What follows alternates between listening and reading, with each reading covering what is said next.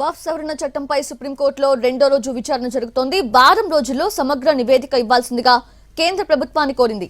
వక్ఫ్ బోర్డుకి కొత్త అపాయింట్మెంట్స్ చేయొద్దని ఆదేశించింది. అయితే చట్టంపై పూర్తి స్థాయి స్టే ఇచ్చేందుకు సుప్రీంకోర్టు నిరాకరించింది.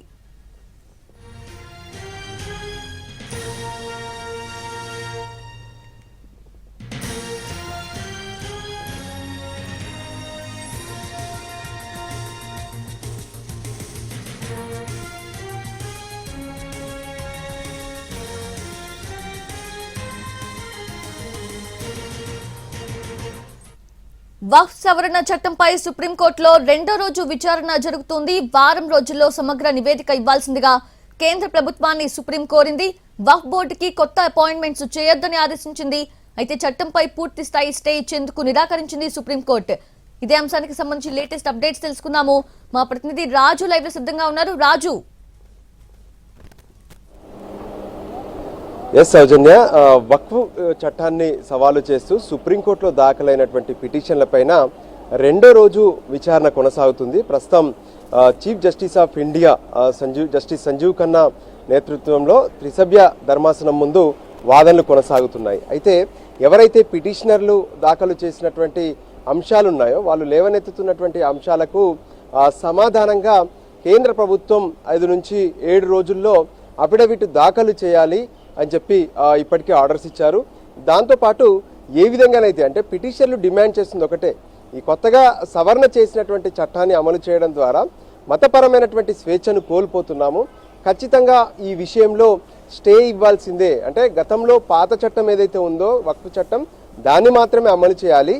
కొత్త చట్టం అమలు చేయడం వల్ల మత స్వేచ్ఛ కోల్పోవడమే కాకుండా వక్ఫ్కు సంబంధించినటువంటి అంశాల్లో ఎన్నో ఇబ్బందులు తలెత్తుతున్నాయి, ఖచ్చితంగా దీన్ని వెనక్కి తీసుకోవాల్సినటువంటి అవసరం ఉందని చెప్పి వాళ్ళ వాదనలు వినిపిస్తున్నటువంటి పరిస్థితి ఉంది. ఇదే సమయంలో కేంద్రం నుంచి మాత్రం సోలిసిటర్ జనరల్ తుషార్ మెహతా ఏ విధంగానైతే వక్ఫ్ బోర్డుకు సంబంధించి తీసుకున్నటువంటి నిర్ణయాలు కావచ్చు, దీనికోసం మొదట జరిగినటువంటి కసరత్తు సవరణ చేసేటటువంటి సమయంలో అంటే జాయింట్ పార్లమెంటరీ కమిటీని వేశాము. సో ఎన్నో సమావేశాలు నిర్వహించి ఎంతోమంది విజ్ఞప్తులను పరిశీలించిన తర్వాతే దీనికి సంబంధించి ఉమ్మడి సభల్లో ఆమోదం పొందింది వక్ఫ్ బిల్ అని చెప్పి ఆయన కోర్టు ముందు చెప్పడం జరిగింది. కానీ ఏ విధంగానైతే అంటే ఒకవైపు వక్ఫ్ బోర్డుల్లో ఇతర మతస్థులను మెంబర్లుగా చేర్చడం మాత్రం ఖచ్చితంగా అది అంగీకరించేటటువంటి అంశం కాదు. ఎందుకంటే హిందూ ధార్మిక సంస్థల్లో ఇతర మతస్థులు వాళ్ళు వచ్చి మెంబర్లుగా ఉంటున్నారా అనే అంశం పైన కూడా సుప్రీంకోర్టులో ప్రస్తుతం విచారణ జరిగినటువంటి పరిస్థితి కనిపించింది.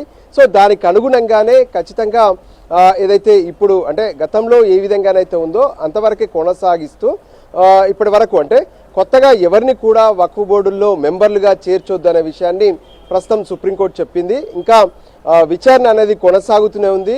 మొత్తం విచారణ పూర్తయిన తర్వాత దీనికి సంబంధించి మరింత క్లారిటీ వచ్చే అవకాశం అయితే స్పష్టంగా ఉంది. మరోపక్క ఏదైతే ఇప్పటి వరకు అంటే వక్ఫ్ బిల్లును ఛాలెంజ్ చేస్తూ దాఖలైనటువంటి పిటిషన్ల ద్వారా వాళ్ళు అభ్యంతరాలను ఏవైతే వ్యక్తం చేస్తున్నారో వాటికి సంబంధించి పూర్తి స్థాయి ఆర్డర్స్ ఉంటాయా, లేదంటే వాళ్ళు ఏవైతే లేవనెత్తుతున్నటువంటి అంశాలు ఉన్నాయో వాటికి సంబంధించి కేంద్ర ప్రభుత్వం అఫిడవిట్ అంటే కౌంటర్ రూపంలో దాఖలు చేయాల్సి ఉంటుంది.